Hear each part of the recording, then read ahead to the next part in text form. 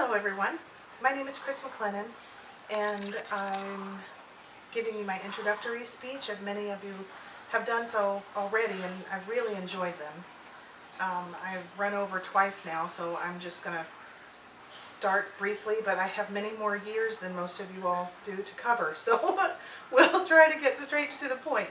I was born on December 29th, 1966 in Merritt Island, Florida, where my father worked for NASA and the Apollo program. Just amazingly cool. As a small child, I got to go and see rockets launch and all of those things, and it was wonderful.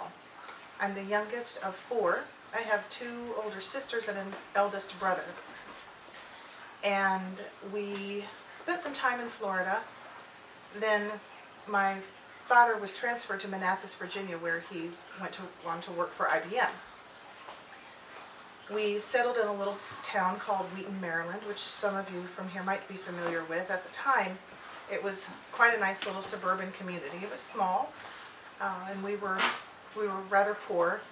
My mother was and is legally blind, and my father worked a lot and bowled a lot. So a typical day in my household was waking up to the piano and vocal musings of someone who was squeaking through the morning and listening to those things all day and going to the bowling alley at night. We had a wonderful time. I have an amazing family. I began performing as a vocalist at the age of 4. We would do parties for NASA and IBM, and we had a wonderful time. We toured the East Coast. My family eventually became a gospel group called the Highlighters, where we had an amazing amount of fun. All during the 70s and the beginning part of the 80s, we would travel around singing at coffee houses and the Kennedy Center, and we sang at the National Christmas Tree every year. It was a tremendous amount of fun. At the age of 16, I found my first boyfriend, and you all have shared some very personal things within your introductory speech, and I will share this personal thing with you. That boyfriend, the very first time we were alone together, I became pregnant with my daughter Robin, who turns 30 in another week. So I was quite blessed with that, because after having had her, I was not able to have any more children. So she remains my only biological child. I have 2 stepchildren and 2 grandchildren.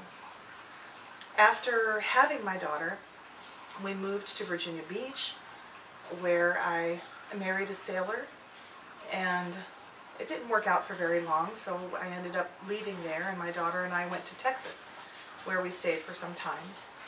All the while singing and performing and working daytime odd jobs. It was a sales position here or a manual labor position there, because I've always been somewhat of a tomboy. We left Texas and went back to stay with my sister for a little bit, and then ended up in Nashville, Tennessee, where I was very fortunate to open for some wonderful musicians that I admire greatly. I was able to open for George Strait and I won't go on about that. The point is, it was wonderful. From Tennessee, I joined the Navy and went to be a Navy musician for a period of time.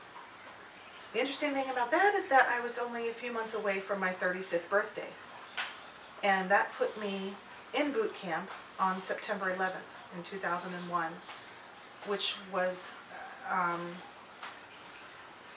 boy, what an experience that was. I don't even know how to begin to explain that. That's another video entirely.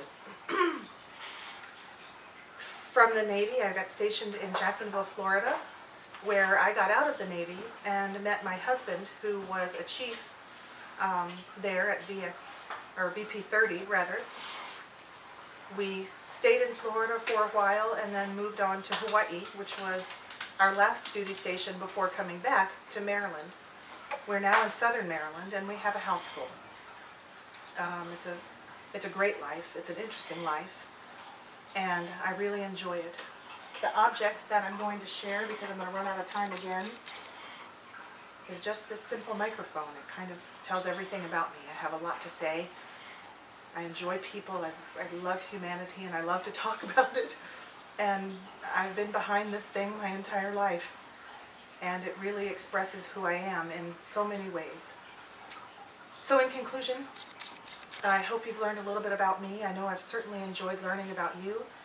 And I look forward to all of you all's next speeches. Not necessarily looking forward to my own, but we'll do it because that's what the class is, right? So here's looking forward to seeing you in cyber school. Have a great day.